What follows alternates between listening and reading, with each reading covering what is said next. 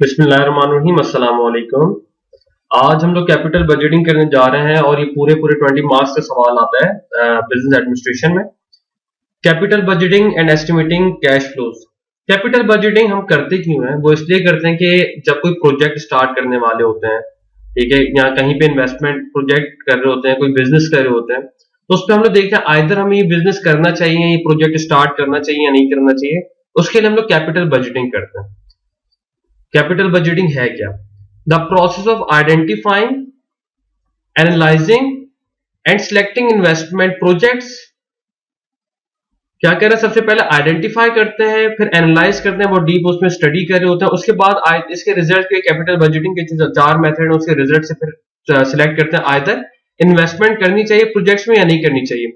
Whose return cash flows are expected to extend beyond 1 year. ठीक है, उस पर क्या है, हमारे पास रिटर्न बेहतरीन आए तो हम लोग फिर यहां से कोशिश कर रहे होते हैं। एनालाइज करने के बाद फिर हम लोग यहाँ पे डिसीजन ले रहे होते हैं कि हाँ, हमें इस प्रोजेक्ट के अंदर हम लोग इन्वेस्टमेंट करें या ना करें। प्रोजेक्ट एवोल्यूशन हमारे पास चार मेथड है। सबसे पहले पे बैक पीरियड। जितनी हम लोग इन्वेस्टमेंट कर रहे हैं उसका हमें पे बैक, मतलब पे बैक कितने अरसे में वापस मिल रहा है।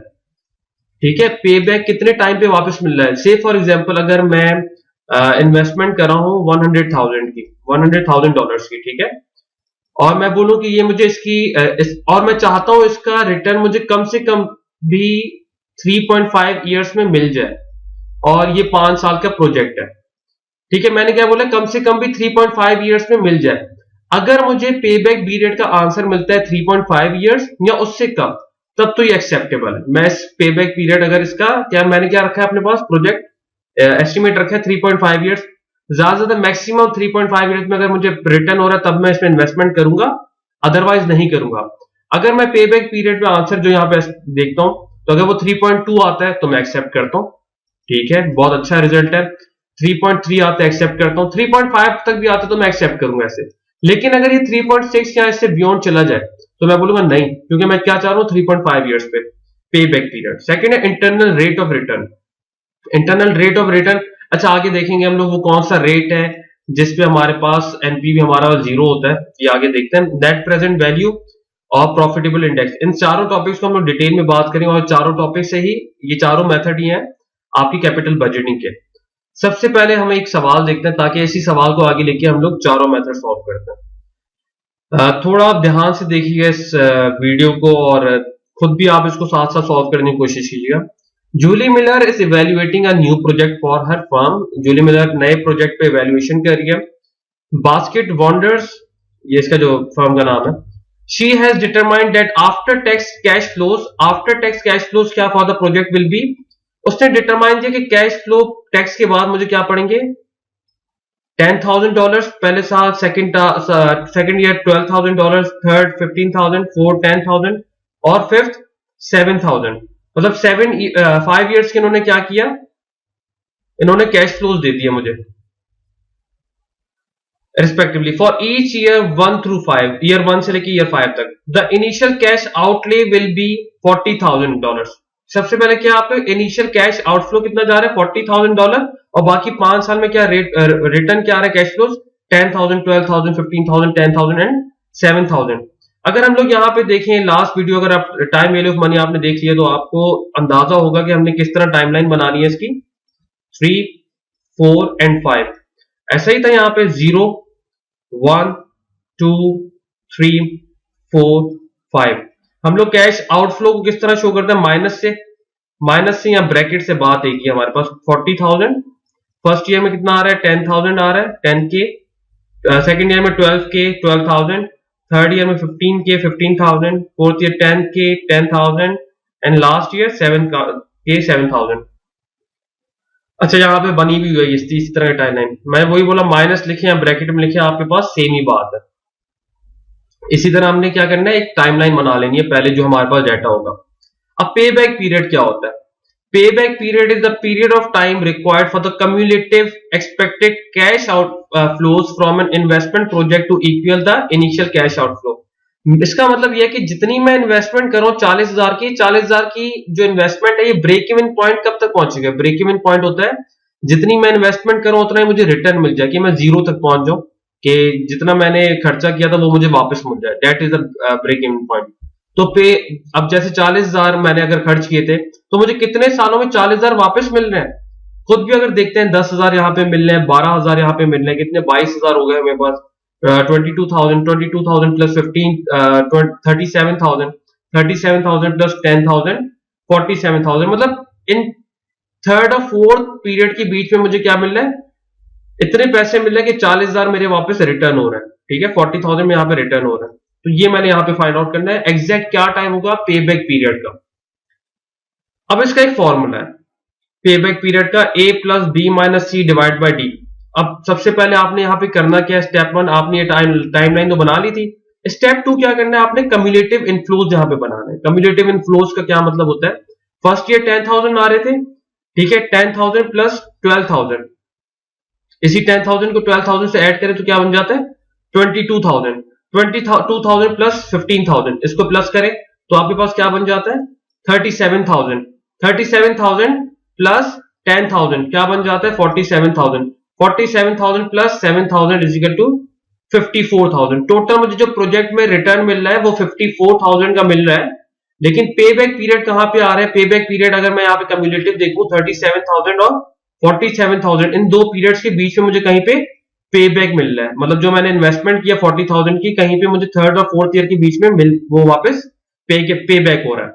अब आपने फॉर्मूला कैसे यूज करना है, फॉर्मूला इस तरह यूज करना है, देखें जो 2 सालों जिसमें आपको पे बैक मिल रहा है ना, थर्ड और फोर्थ ईयर के बीच में हमें पे बैक मिल रहा है, तो थर्ड ईयर जो है ईयर जो ईयर होता है आपका पहला, जिस उसको आप ए बोलते हैं। ठीक है, याद रखिएगा प्लीज, इसको थोड़ा और गौर से देख लीजिएगा पॉज करके वीडियो। जो ईयर है पहला साल, जो 2 सालों के बीच में जो आपको रिटर्न मिल रहा है उसमें पहला साल जो आ रहा है उसको आप ए बोलते हैं। ठीक है, सेकंड आपने क्या बोलना है, बी किससे बोलना है, जो कैश आउटफ्लोज जा रहा है 40,000 कैश आउटफ्लो जा रहा है उससे आप क्या बोलेंगे बी। सी किससे बोलेंगे, जिस साल को आपने ए बोला उसी साल के कम्युलेटिव आउटफ्लो जो हो रहा है 37,000 क्या रहा है उसी साल के कम्युलेटिव आउटफ्लो आ रहा है, उससे आपने सी कह देना है। सी क्या कह देना है उसका कम्युलेटिव आउटफ्लो को। और डी किससे बोलना है, जो दूसरा साल जिसके बीच में आ रहा है, सेकंड ईयर क्या है फोर्थ का आपने क्या करना है, जो कैश इनफ्लो आ रहा है उसको आपने डी कह देना है।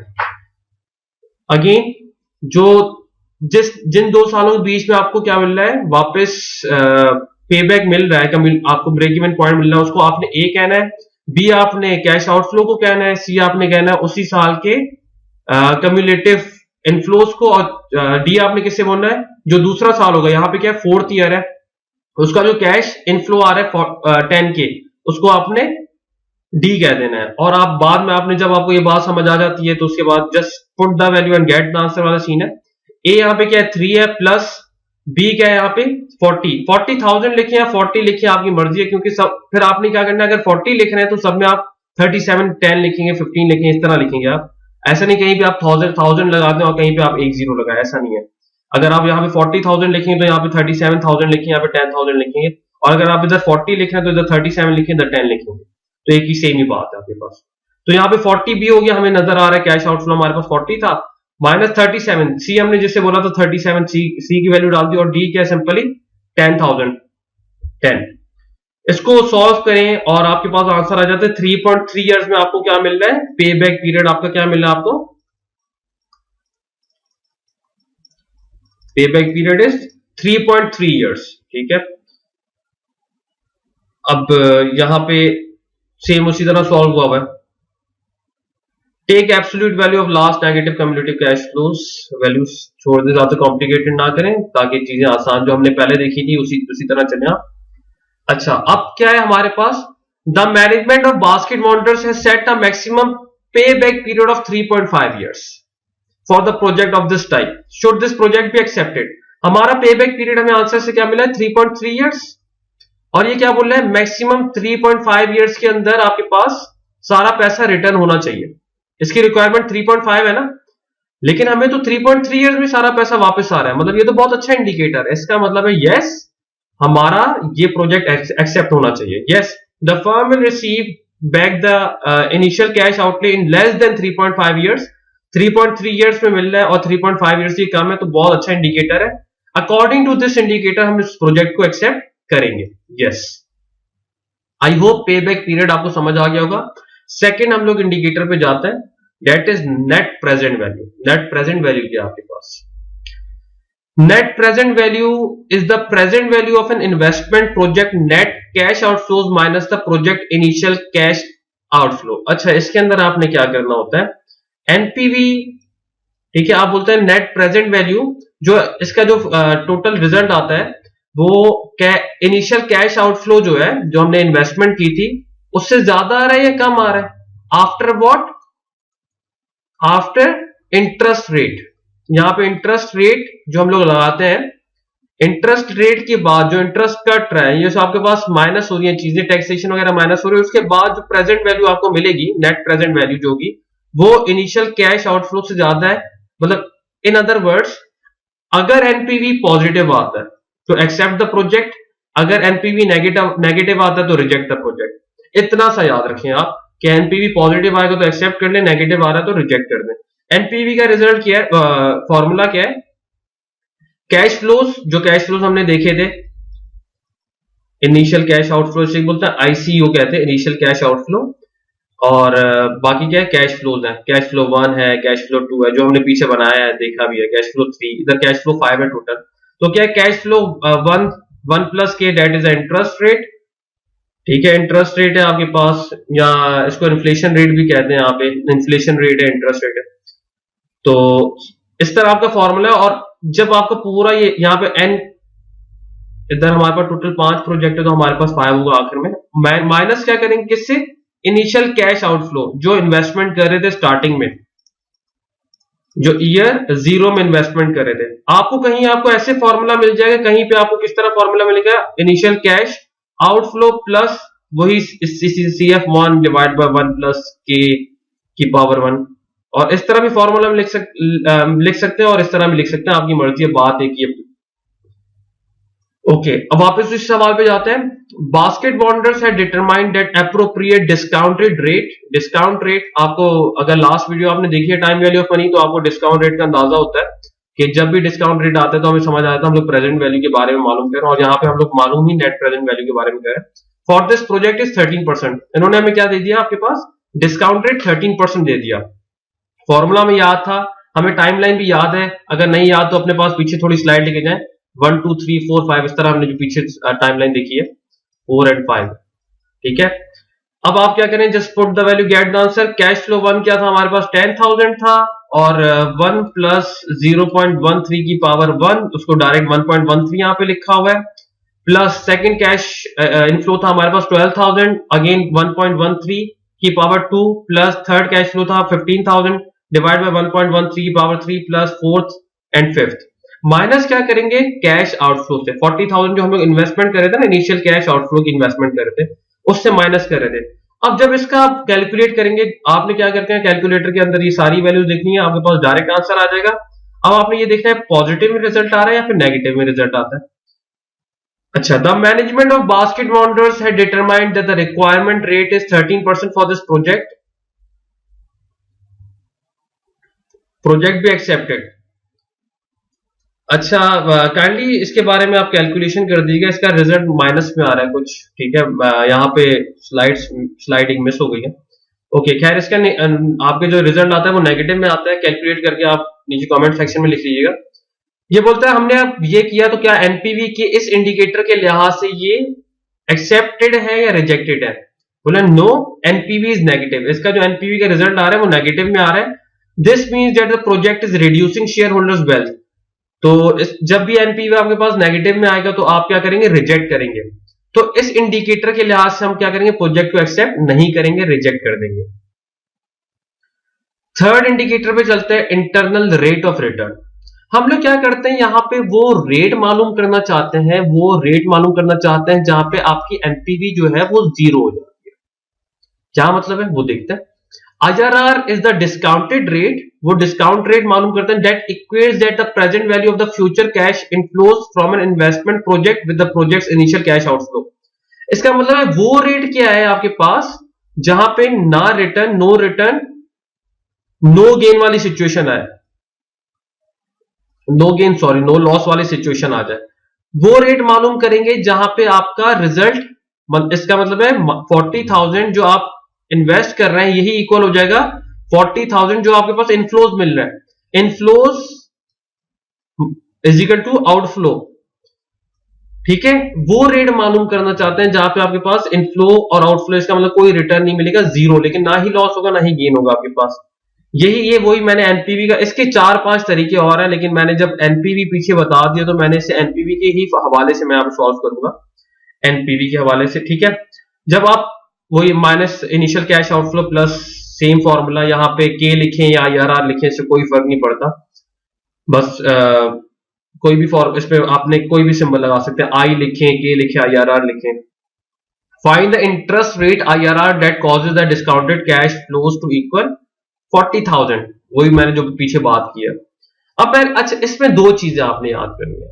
आपने क्या करना है, एक ऐसे रेट पे आपने एनपीवी निकालना है जिसपे पॉजिटिव वैल्यू आए, और सेकंड आपने एक ऐसे रेट पे एनपीवी निकालना है जिसपे आपको नेगेटिव वैल्यू आए, ठीक है। अगर कोई ऐसा रेट मिल जाता है, अगर ऐसे की परसेंटेज मिल जाती है डायरेक्ट जहां पे आपको जीरो रिजल्ट आता, तो फिर तो बहुत ही बेहतरीन बात है कि वही रेट आपका आईआरआर कहलाता है।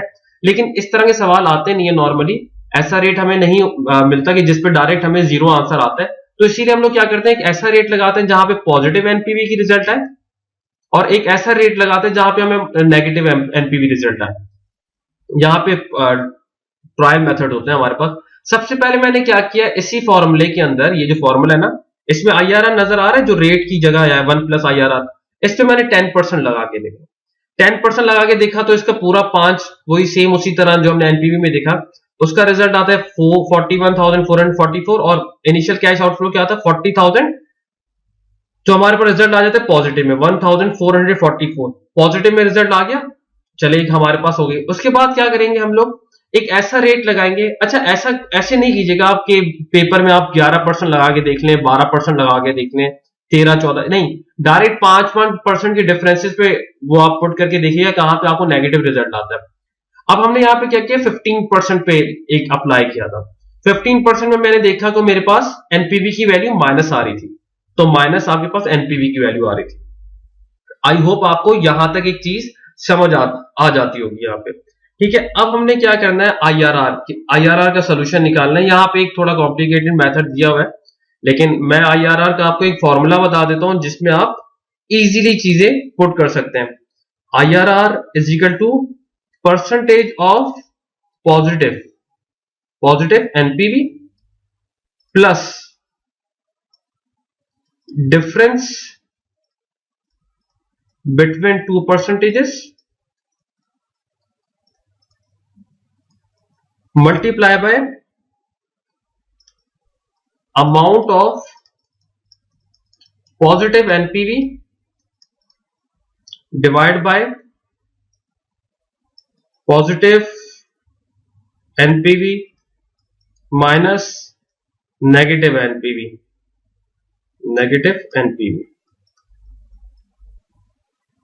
जो आपको फॉर्मूला, अब हम लोग अप्लाई करके देख लेते हैं पिछला फॉर्मूला, पिछली जो हमने वैल्यू देखिए, परसेंटेज ऑफ पॉजिटिव एनपीवी क्या रखी थी हमने, यहाँ पे 10% रखा था, ठीक है, 10% plus differences between two percentages, यहाँ पे 10% और 15% के बीच में क्या डिफरेंस है, डेट इज 5%, ठीक है, 5 मल्टीप्लाई बाय, अच्छा अगेन यहाँ पे 10% 10 लिख दें, यहाँ पे 0.10 लिख लें, लेकिन आपने अगेन यहाँ पे 5% नहीं लिखेंगे, फिर 0.05 लिखेंगे, इस तरह लिख लें, या फिर आप डेसिमल पॉइंट में लिख लें कि एक से भी बात है। अमाउंट ऑफ पॉजिटिव एनपीवी क्या है, अमाउंट ऑफ पॉजिटिव एनपीवी 1,444 है, 444 divided by amount of positive NPV 1,444 ही है, ठीक है, 444 मल्टीप्लाई बाय, अच्छा ये मल्टीप्लिकेशन का साइन है, ठीक है, और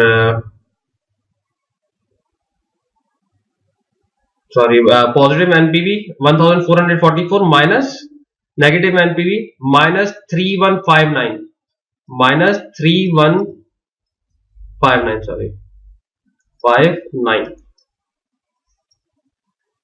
ठीक है, ये 10 रहेगा plus 5 multiply by 1,444 divide by 1,444 minus minus plus plus 3,000 159। तो सिंपल कैलकुलेशन है, कैलकुलेटर्स के अंदर वैल्यू लिखे और आंसर आपके पास क्या आ जाएगा, 0.1157 या 11.57%। इसका मतलब है 11.57%। अच्छा, जरूरी नहीं है एग्जैक्ट आपके पास यही आंसर है, कुछ आगे पीछे हो सकता है बिल्कुल, क्योंकि यहाँ पे हमें डेसिमल हम लोग सारे नहीं लिख रहे होते, तो जिसकी वजह से थोड़ा बहुत हमारे पास आगे पीछे आंसर आ सकते हैं, लेकिन उससे फर्क नहीं पड़ता, एक्सेप्टेबल है। 11.57% इसका आंसर आता है। इसका मतलब है 11.57% डिस्काउंट रेट वो रेट है जिसपे आपके पास जीरो आएगा, ब्रेक इवन आपके पास आ जाएगा। इस पे ना ही आपके पास लॉस होगा ना ही गेन होगा। ये आपके पास अब आईआरआर हमारे पास 11.57% आ जाता है। अब क्या बोलते हैं, the management of basket bonders have determined the hurdle rate, वही discounted rate, hurdle rate, interest rate 13% for the project of this type, या इन्फ्लेशन रेट एक ही बात। Should this project be accepted, बोलते हैं no, the firm receive 11.57% for each dollar invested in this project, the cost of 13%। बोले firm को receive बोला 11.57% और ये बोल रहे हैं आपके पास हर्डल रेट कितना है, 13% है। इसका मतलब 13% है तो नुकसान है। अब आपने क्या देखना होता है कि जो आईआरआर की वैल्यू आ रही है वो गिवन परसेंटेज से ज्यादा है या फिर कम है। अगर वो गिवन परसेंटेज से कम है तो आपने क्या करना है, रिजेक्ट करना है। अगर वो गिवन परसेंटेज से ज्यादा है तो आपने क्या करना है, एक्सेप्ट करना है। तो ये बात याद रखिएगा, यहां पे हम लोग क्या करें, गिवन परसेंटेज से क्या है, कम है, तो हम लोग क्या करेंगे, इसे रिजेक्ट कर देंगे। IRR is less then hurdle rate, इसका मतलब है रिजेक्ट। और अगर आईआरआर ग्रेटर होता हर्डल रेट से तो आप इसे एक्सेप्ट कर लेते। तो यहां पे हमें एक बात और पता चलती है, इस इंडिकेटर के लिहाज से भी हम लोग इस प्रोजेक्ट को रिजेक्ट कर रहे हैं। फोर्थ इंडिकेटर पे जाते हैं, प्रॉफिटेबिलिटी इंडेक्स। प्रॉफिटेबिलिटी इंडेक्स क्या है आपके पास, profitability index is the ratio of present value of the project's future net cash flow to the project initial cash outflow. इसमें सिंपल क्या है, यहां पे पास रेशियो होता है इज इक्वल टू, यहां पे एनपीवी जो होता है, NPV divided by initial cash outflow. अच्छा, एनपीवी का वो वाला पूरा फॉर्मूला नहीं लिखिएगा, एनपीवी हमने देखा था ना कि cash flow 1 is equal to 1 plus k की power 1 plus cash flow 2 1 plus k की पावर 2, इस तरह देखा था ना। फिर आगे था cash flow n 1 plus k की पावर n, और फिर उसको माइनस कर रहे थे इनिशियल कैश आउटफ्लो से, ये ना। लेकिन यहां पे आपने जो नेट प्रेजेंट वैल्यू लिखनी है उसमें आपने माइनस नहीं करना इनिशियल कैश आउटफ्लो से, सिर्फ ये वाला जो काम है ना ये आपने करना है, और यहां पे आपने एनपीवी की जगह वो वैल्यू डालनी है। प्लीज इसे नोट डाउन कर लीजिएगा, अच्छी तरह गौर कर लीजिएगा। यहाँ पे प्रॉफिटेबिलिटी इंडेक्स में आपने जब आप एनपीवी की वैल्यू लिखेंगे वहां पे इनिशियल कैश आउटफ्लो से माइनस नहीं करेंगे। आपने सिंपली आपने क्या करना है, ये वाली एरिया जो हमने ऊपर देखे आप फॉर्मूला आपके पास, सिर्फ आपने ये वाला काम करना है और उसकी वैल्यू आपने यहां पे डाल देनी है एनपीवी की जगह, और उसको डिवाइड करना है इनिशियल कैश आउटफ्लो से। यहां पे पीछे हमने सॉल्व किया हुआ था तो हमें आंसर मिल रहा था उस वैल्यू का 38,572, ठीक है। और उसको फिर हमने डिवाइड किया इनिशियल कैश आउटफ्लो 40,000, तो हमारे पास आंसर आ रहा है 0.9643। अगेन अब प्रॉफिटेबिलिटी इंडेक्स को देख के हम लोग कैसे बताएंगे ये प्रोजेक्ट एक्सेप्ट होगा या रिजेक्ट होगा, दिस इज अ क्वेश्चन। जब भी किसी प्रोजेक्ट की वैल्यू प्रॉफिटेबिलिटी इंडेक्स 1 और ग्रेटर हो, ठीक है, एक्सेप्ट द प्रोजेक्ट। अगर लेस देन 1 हो तो reject the project. Write down, अगर 1 या ग्रेटर हो तो एक्सेप्ट द प्रोजेक्ट, और 1 से कम हो तो रिजेक्ट द प्रोजेक्ट। यहां पे 1 से कम है तो हमें इस प्रोजेक्ट को रिजेक्ट करना है। ये सवाल पूछ रहे हैं, should this project be accepted, no, the profitability index is less than 1, this means that the project is not profitable. ये प्रॉफिटेबल नहीं है, हमें ये इंडिकेटर शो करता है। अगेन इस इंडिकेटर को भी देखते हुए हम लोग बोलेंगे इस प्रोजेक्ट को हमने रिजेक्ट करना है, ठीक है। अब इसकी समरी देख लेते हैं। बास्किन रॉबिन्स इंडिपेंडेंट प्रोजेक्ट जो हमने देखे, 4 मेथड किए थे, पे बैक पीरियड देखा, आईआरआर देखा, एनपीवी देखा, प्रॉफिटेबिलिटी इंडेक्स देखा। हमने देखा एनपीवी जो पे बैक पीरियड है उसके लिहाज से सिर्फ हमारा प्रोजेक्ट एक्सेप्ट हो रहा था, बाकी तीनों इंडिकेटर्स के लिहाज से प्रोजेक्ट रिजेक्ट हो रहा है। तो मैं इसको ओवरऑल क्या करूं, अब एनालिसिस मैंने कर लिया, मैं बोलूं नहीं ज्यादा इंडिकेटर्स मुझे क्या बता रहे हैं कि इस प्रोजेक्ट पे इन्वेस्टमेंट करना बेवकूफी होगी क्योंकि हमारे इंडिकेटर्स हमारा साथ नहीं दे रहे। तो आई ओवरऑल फिर रिजेक्ट करेंगे या फिर अगले जो आपको उसकी है एनालिसिस के मुताबिक क्या करता है, लेकिन हमें इंडिकेटर्स ओवरऑल ये बता रहे हैं कि ये रिजेक्ट करना चाहिए प्रोजेक्ट। अच्छा, एनपीवी की जो रिजल्ट था -1424 था, जो मैंने लास्ट स्लाइड में आपको बोला कि मिस हो गया वहां पे, तो ये वहां पे अपने पास नोट कर दीजिएगा -1424। एक और सवाल करते हैं, थोड़ा अलग है यहाँ पे, और मैं आपको इसका सिर्फ डाटा बना के दूंगा। काइंडली आपने इसके चारों इंडिकेटर्स करने हैं, एनपीवी, आईआरआर, पेबैक पीरियड और प्रॉफिटेबिलिटी इंडेक्स, और आपने इसके आंसर्स में शो करने हैं। ये थोड़ा डिटेल्ड क्वेश्चन भी है, मैं आपको कैश फ्लो बना के दिखा दूंगा इसके, और जिसकी अकाउंटिंग है उसके लिए भी बहुत ज्यादा जरूरी है सवाल देखना। The company purchase the machinery at a cost of $100,000। $1,00,000 की उसने मशीनरी खरीद ली। लाइफ क्या उसकी 10 ईयर्स, 10 सालों की उसकी जिंदगी with no salvage cost. Salvage cost होती है बेसिकली, जिसे नहीं पता, सेल्वेज कॉस्ट होती है जब मशीन नाकारा हो जाती है ना, और उसको हम लोग रद्दी के दाम बेच देते हैं, बहुत कम दामों में बेच देते हैं, उससे हम लोग सेल्वेज कॉस्ट देते हैं, उसे कहते हैं, सॉरी बोलते हैं ना कि यार किसी भी दाम में चली जाए बेच दो। तो सेल्वेज कॉस्ट इस सवाल में बता रहे हैं कि $1 की हमने मशीन खरीदी जिसकी 10 साल की जिंदगी है, लेकिन उसकी कोई सेल्वेज कॉस्ट नहीं है, उसके मतलब आपने फेंकनी है मशीन, उसका आप बेच नहीं सकते किसी भी दाम पे। Company uses straight line depreciation, यहां पे please note down, straight line depreciation. अच्छा, डेप्रिसिएशन होती है वक्त के साथ साथ किसी भी चीज की वैल्यू कम होना, that is known as depreciation. और डेप्रिसिएशन के बहुत मेथड होते हैं, वो अकाउंटिंग और फाइनेंस में पढ़ाया जाता है, लेकिन यहां पे मैं आपको फिर भी स्ट्रेट लाइन डेप्रिसिएशन का मेथड बता दूंगा। ऐसे बोलते क्या है अभी इस सवाल को पढ़ने के बाद। एंड इनकम टैक्स रेट 40%, और इनकम टैक्स कितना है 40% इनकम टैक्स भी लग रहा है। Following are the details of the operating cost of new and old machinery required, calculate inflows during 10 years. Cash inflow हमने फाइंड आउट करना है, और उसके बाद मेथड्स ऑफ कैपिटल बजटिंग, और चारों मेथड्स कैपिटल बजटिंग को इस्तेमाल करके दिखाना है।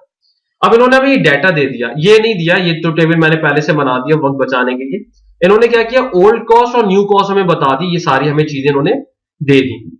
बाकी हमने क्या करना है, ये टेबल खुद ही बनाना है, जो ऊपर डाटा भी लिखा हुआ है ये वाला, ये सारी चीजें हमें खुद बनानी है और खुद सोचनी है क्या क्या करना है इसके अंदर, और आखिर में हमें कैश फ्लोज बना के दिखाना है। उसके बाद अच्छा, सबसे पहले स्ट्रेट लाइन डेप्रिसिएशन पे बात करते हैं। Straight line depreciation, okay, straight line depreciation होता क्या है? स्ट्रेट लाइन डेप्रिसिएशन कहलाता है कि अगर एक साल किसी मशीन, 10 साल की यहां पे मशीन है, अगर एक साल किसी मशीन की वैल्यू कम, मैं एग्जांपल दे रहा हूं, अगर हजार रुपए उस मशीन की वैल्यू कम हो रही है, तो दूसरे साल भी 1000 रुपए ही कम होगी उसकी वैल्यू, तीसरे साल भी 1000 रुपए ही कम होगी, और 10 साल तक यही 1000 रुपए ही कम होती जाएगी उसकी वैल्यू। ये नहीं है कि आपकी ये रेट डिफर कर रहे होते हैं, इस रेट को, इस चीज को हम लोग बोलते हैं स्ट्रेट लाइन डेप्रिसिएशन। और इसका फॉर्मूला है कॉस्ट, जो कॉस्ट मशीनरी की होती है, minus salvage cost. Salvage cost क्या है, मैं अब थोड़ी देर पहले आपको डिफाइन किया, इसका मतलब है, और उसके बाद और उसकी लाइफ क्या है, number of years, basically number of years, ये इसका फॉर्मूला होता है। कॉस्ट यहां पे अगर हम लोग देखें तो मशीन की क्या है, 1,00,000, 100,000, माइनस सेल्वेज कॉस्ट, बोले नो सेल्वेज कॉस्ट, कोई सेल्वेज कॉस्ट नहीं है। इसकी जिंदगी कितनी है, कितनी लाइफ है इसकी, 10 ईयर्स। सिंपली 100,000 डिवाइड बाय 10, तो आपको आंसर मिल जाएगा यहाँ पे 1,00,000, सॉरी 10,000, सॉरी 10,000 पर ईयर इसकी वैल्यू डाउन हो रही है, ठीक है, 10,000 इसकी पर ईयर वैल्यू डाउन हो रही है। Okay, now starting the question, हमें पता चल गया कि डेप्रिसिएशन हमारी 10,000 लग गई हर साल पे। अब क्या है, यहां पे ओल्ड और न्यू कॉस्ट जब भी दी जाए तो आपने क्या करना है, सबसे पहले बेनिफिट निकालना है, ठीक है। बेनिफिट आपने क्या करना है इसके अंदर कि हमें कितना बेनिफिट, पहले ओल्ड कॉस्ट कितनी लग रही थी हर साल 95,000, अब क्या लग रही है 74,000, बेनिफिट हमें मिल रहा है। मैंने डाटा पहले से सॉल्व किया हुआ है ताकि टाइम बच जाए, और आप लोग कैलकुलेटर्स यूज करते, पहले आप खुद कंप्लीट कीजिए, फिर ये स्लाइड्स आगे इस सवाल को आगे कंटिन्यू कीजिएगा यहाँ पे वीडियो पे, पहले खुद इस सवाल को कंप्लीट करने की कोशिश करें। ओके, 95,000 माइनस, इन दोनों को माइनस करें 74,000, तो हमारे पास 21,000 आ जाता है। ठीक है, सेकंड में 18,500, 180,000 माइनस 81,500, ठीक है, 19,000, 19,000, 19,000, 21,000, 24,000।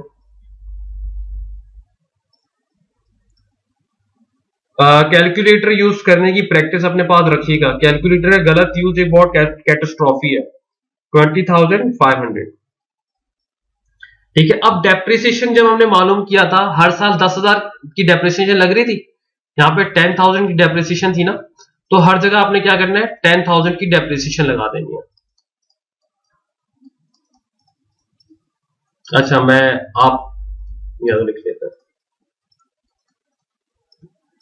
10,000 डेप्रिसिएशन एवरी ईयर।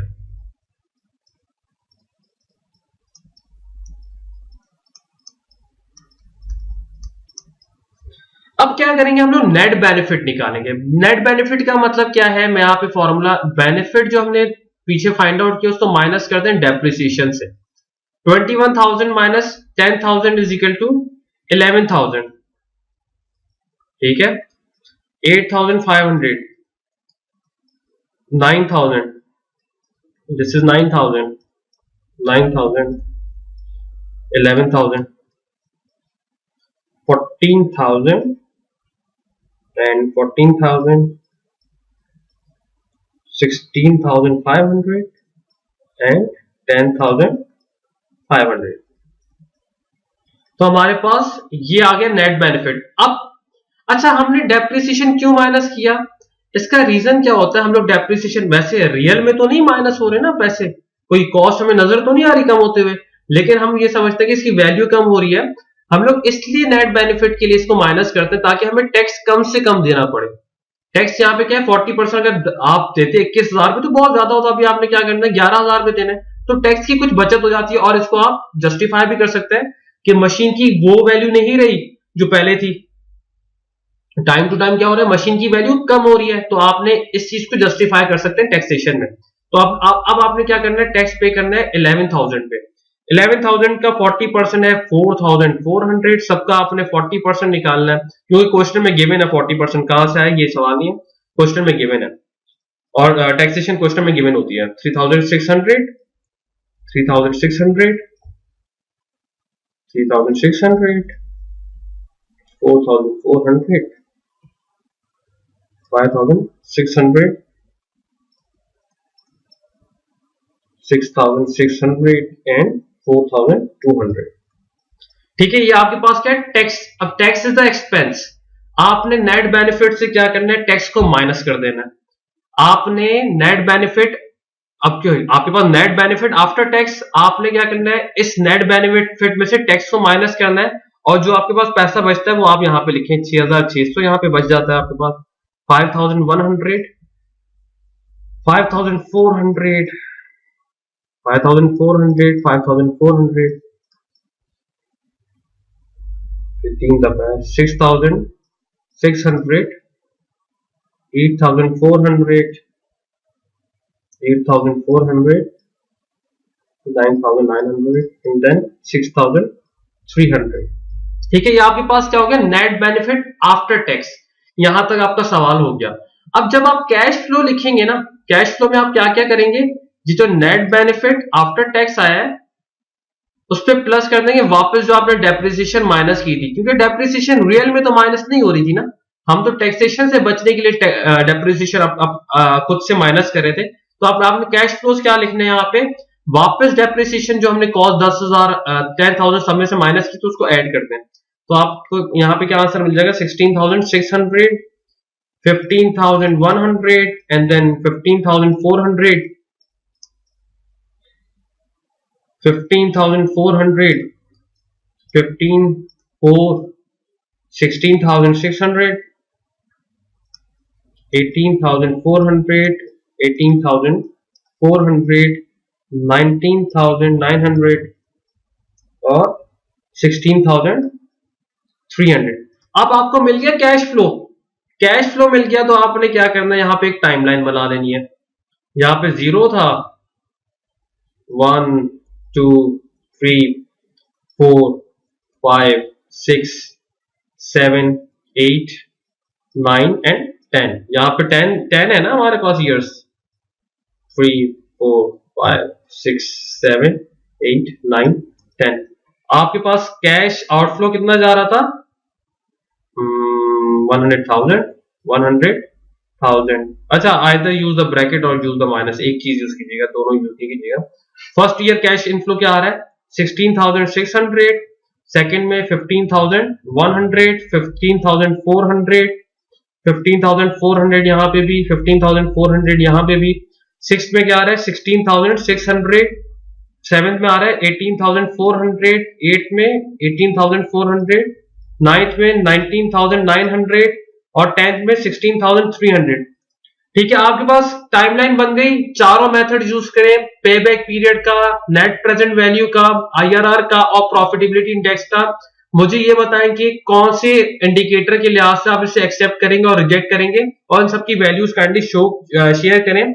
और इसमें जैसे ये नहीं लिखा हुआ ना पे बैक पीरियड, क्या पे बैक पीरियड हमें नहीं बताया कि कितने सालों में हमारे एक्सपेक्टेशन है, तो आप सिर्फ ये निकाल के दिखा दीजिएगा कि पे बैक पीरियड हो कितने टाइम में रहा है, कि हमें पैसा कितने टाइम पे वापस मिल रहा है।